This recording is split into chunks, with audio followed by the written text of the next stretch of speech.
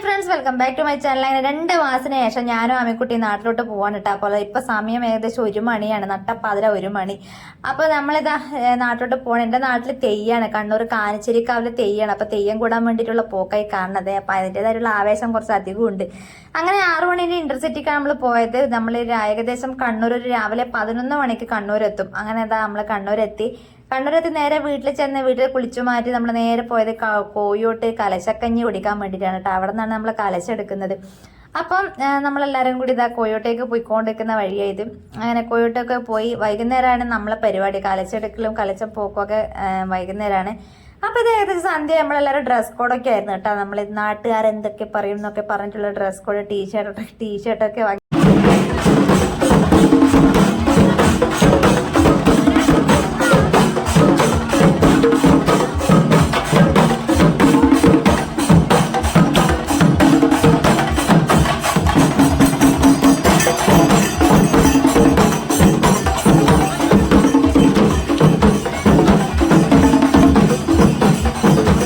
എല്ലാവരും ഭയങ്കര ആവേശത്തിലാണ് കേട്ടോ. അപ്പം നമ്മളെ തുടക്കം കോഴിട്ട് വാച്ചുന്നായിരുന്നു നമ്മളെ തുടക്കം. ശിങ്കാരി വെള്ളക്കായിരുന്നു നമ്മളെ കൂട്ടിന്.